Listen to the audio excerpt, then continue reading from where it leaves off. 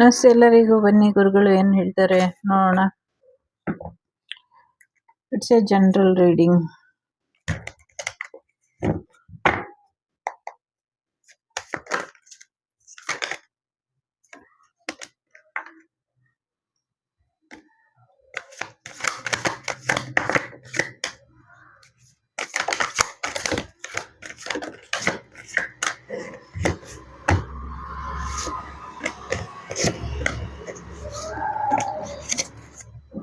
So ignore ಮಾಡಿ. So ನೀವು ಯಾರ ಮಾತಕ್ಕೂ ತಲೆ ಕೆಡ್ಸ್ಕೊಳ್ಬೇಡಿ. ನೀವು ಸರಿಯಾಗಿದ್ದೀರಾ. ಜಾಸ್ತಿ ವೇದ, ಪುರಾಣ, ಇತಿಹಾಸ ಈ ತರ ಪುಸ್ತಕಗಳನ್ನ ಓದಿ ಅಂತ ಇದೆ.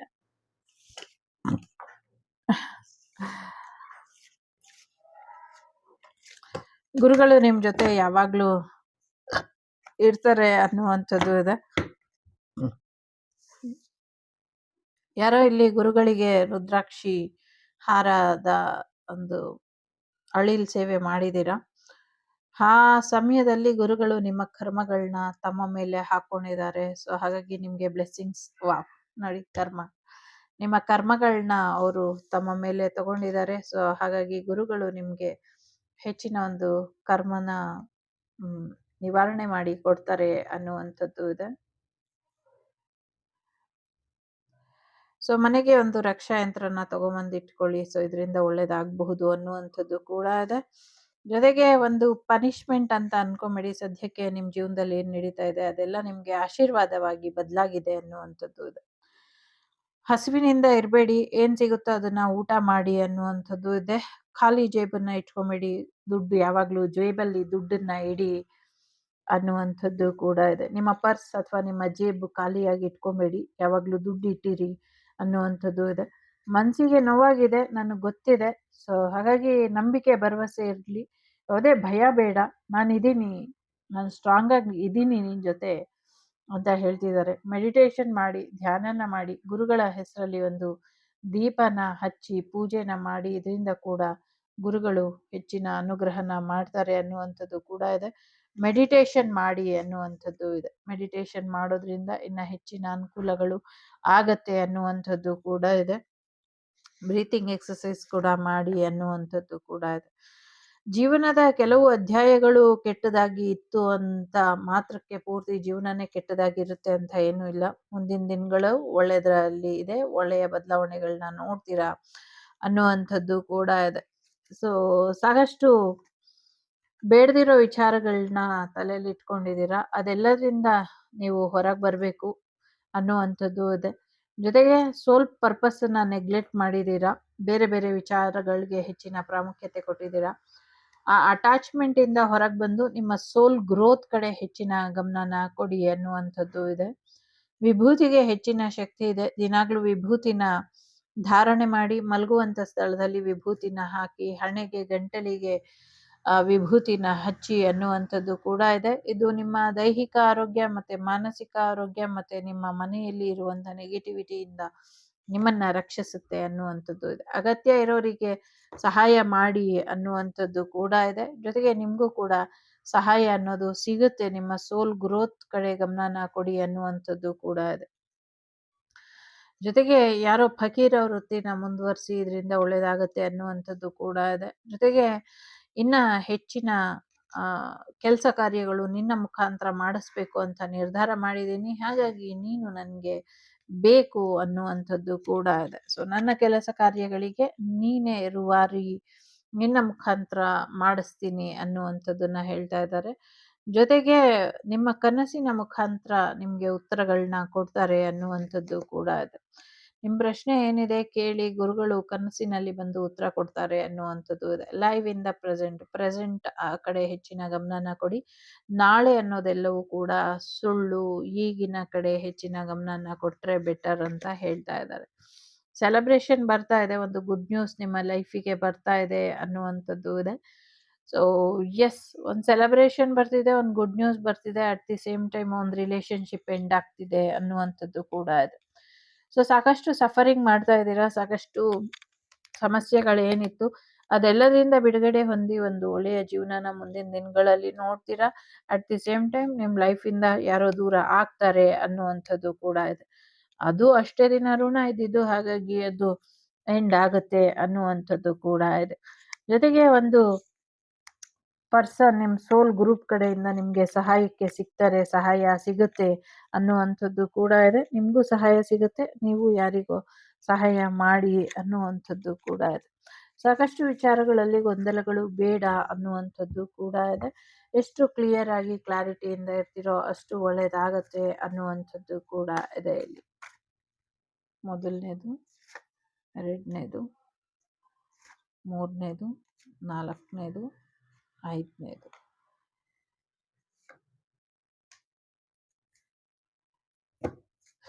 ಎಲ್ಲರೊಳಗೊಂದಾಗು ಮಂಕುತಿಮ್ಮ ಅನ್ನುವಂಥ ರೀತಿಯಲ್ಲಿ ನಿಮ್ಮ ಕರ್ಮಗಳನ್ನ ಕ್ಲೆನ್ಸ್ ಮಾಡ್ತಾ ಇದ್ದಾರೆ ಗುರುಗಳು. ಸೊ ಯಾವುದೇ ರೀತಿಯಲ್ಲಿ ಪೂಜೆ ಮಾಡಿದ್ರು ಕೊನೆಗೆ ಮುಟ್ಟೋದು ಭಗವಂತನ್ನೇ. ಹಾಗಾಗಿ ನೀವು ಯಾವುದೇ ಗುರುನ ಪೂಜೆ ಮಾಡಿದ್ರು ಗುರುವಿನ ಅನುಗ್ರಹನೇ ಸಿಗುತ್ತೆ.